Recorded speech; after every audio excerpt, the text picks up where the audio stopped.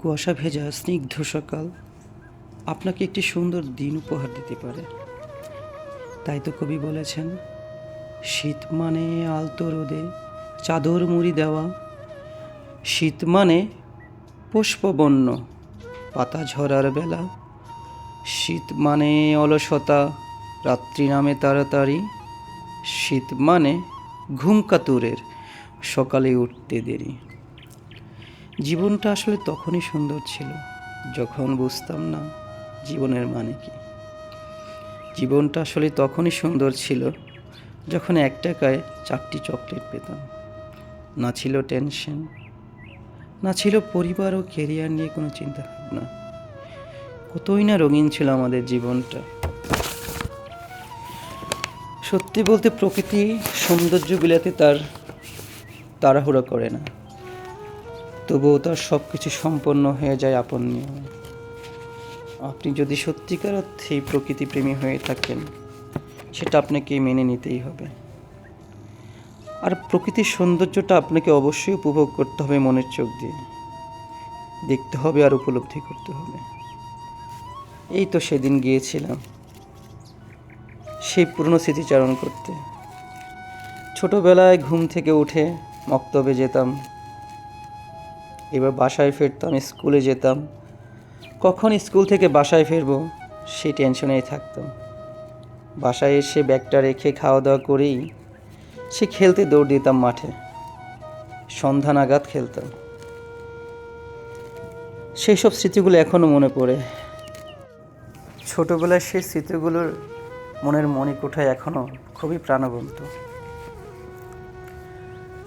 দেখতে দেখতে গেলাম পূর্বাচল। তো আসলে এটা সে ছোটোবেলা না, অফিসের কলিগ সবাই মিলে একটু খেলার আয়োজন করা আর কি।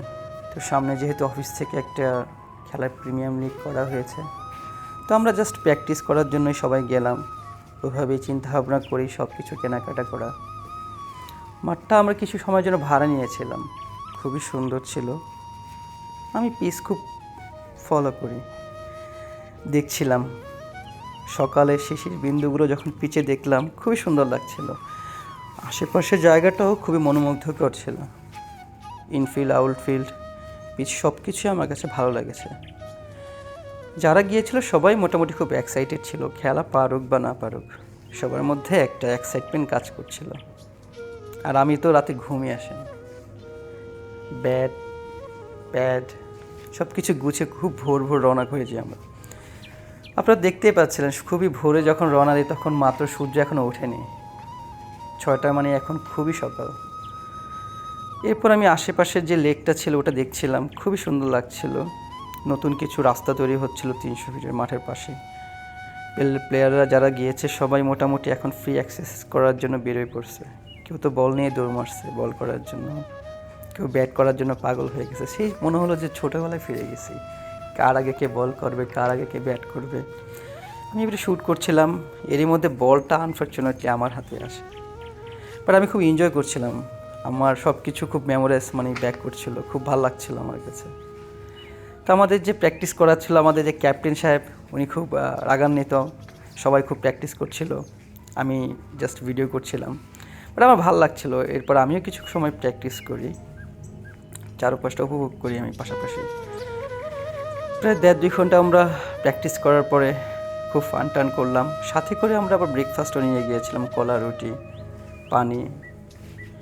তো মোটামুটি যখন প্র্যাকটিস শেষ হলো সবাই বাসার জন্য আমরা রেডি হতে থাকলাম।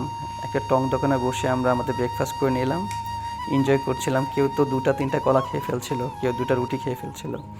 যাই হোক, সব কিছু মিলে আমার কাছে দিনটা খুব উপভোগ্য ছিল। ধন্যবাদ সবাইকে।